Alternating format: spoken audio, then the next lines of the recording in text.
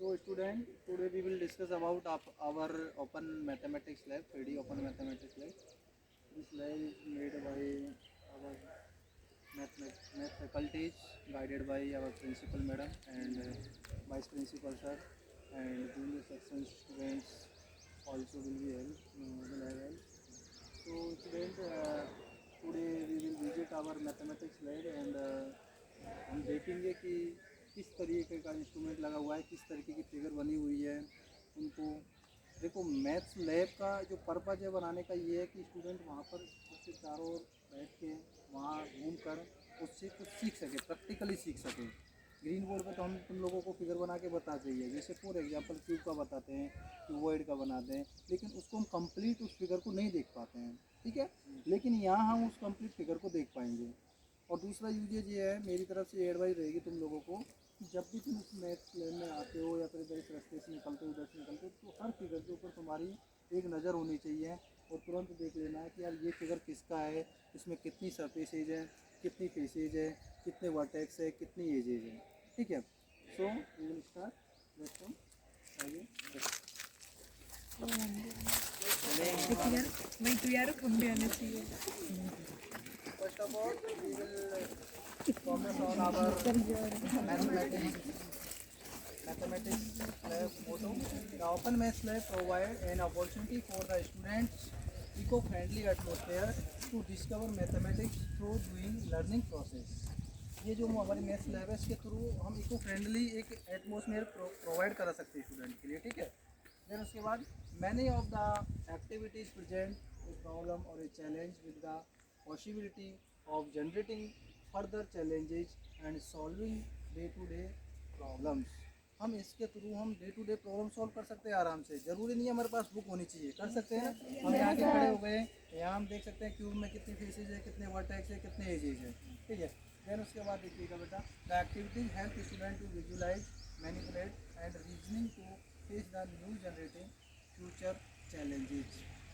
जो भी हम एक्टिविटी करें, किसी भी चीज़ को हम देखें, तो हमें उस चीज़ से अपने आने वाले फ्यूचर में जो भी प्रॉब्लम है उनको हम सॉल्व कर सकते हैं। अब देखो, इस चीज़ को आप यहाँ जब तक तुम लोग पढ़ोगे तब तक कितनी बार देख लेंगे तो आपके माइंड में फिट बैठ जाएगी, तो आगामी आने वाली क्लासेज में आपको किसी भी तरीके की कोई दिक्कत ना होगी, ठीक है।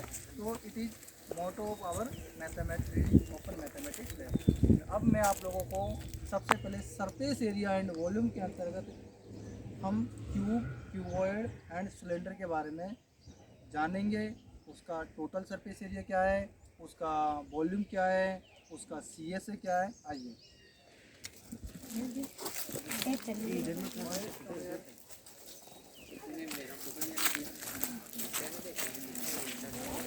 आधे गल किधर हो जाओ, आधे इधर हो जाओ, बॉयज बीच में हो जाओ।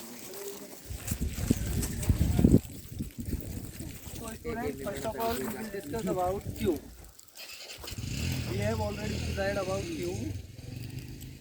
आपको पता है स्टूडेंट, इसके अंदर कितनी फेसेज हैं, 6। लेकिन वहाँ हम बैक वाली फेसेज को नहीं देख सकते थे। आप यहाँ इसको रोटेट करके कोई सी भी फेसेज को देख सकते हैं बेटा। 1 2 3 4 5 6, ठीक है। ये आपका टॉप है और ये बॉटम है। या एजेज भी आप काउंट कर सकते हैं। या एजेज आप जब काउंट करेंगे तो टोटल आपकी 12 आएगी। कितनी आएगी? 12। वर्टिसेज भी बेटा आपके कितने आएंगे? 8। 1 2 3 4 और नीचे भी 4 4 4 8।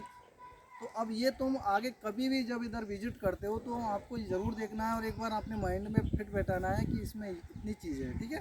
इसी तरीके से क्यूब की तरह ही क्यूबॉइड होता है बेटा। क्यूबॉइड में फेसेज कितने होते हैं? 6। 1 2 3 4 5 6।